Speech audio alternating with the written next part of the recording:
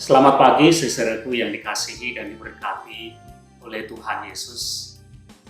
Ingatlah selalu kebaikan-kebaikan Tuhan yang sudah kita terima dalam hidup kita dan bersyukurlah kepadanya. Saudara, ada sebuah cerita, sebuah ilustrasi. Satu kali ada seekor kerbau besar dan seekor beruang besar berjalan, dan mereka bertemu, berpapasan di sebuah jembatan kecil. Mereka sama-sama ingin menyeberang dengan menggunakan jembatan kecil itu. Tetapi masalahnya, saudara, mereka tidak bisa melewatinya kalau bersama-sama. Jembatan itu terlalu kecil. Mereka hanya bisa menyeberang secara bergantian. Kalau demikian berarti harus ada yang mengalah dan memberi kesempatan kepada yang lain untuk menyeberang lebih dahulu. Tapi masalahnya, saudara, adalah mereka tidak mau mengalah. Mereka tidak mau memberi kesempatan kepada yang lain untuk berjalan lebih dulu. Maka terjadilah ketegangan di antara mereka. Mereka marah dan kemudian mereka siap untuk menyerang satu dengan yang lain.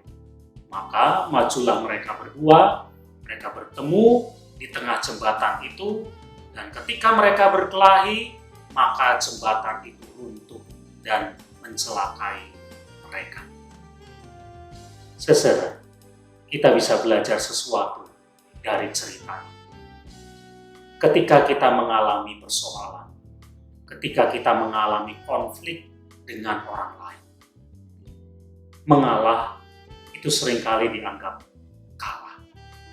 Kita tidak mau mengalah, apalagi kalau kita merasa diri kita benar, kalau kita merasa diri kita lebih kuat, merasa lebih baik, dan lain sebagainya.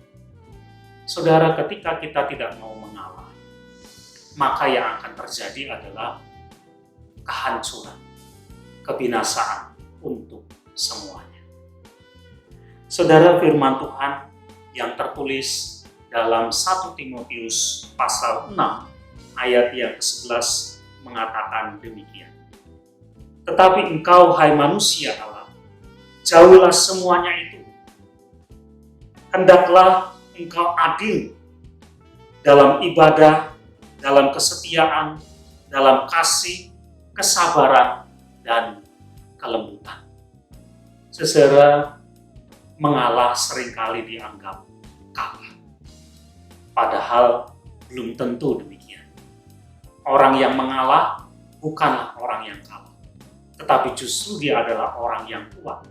Mengapa? Karena berarti dia bisa mengendalikan dirinya untuk kebaikan bersama. Tidak selamanya mengalah itu kalah.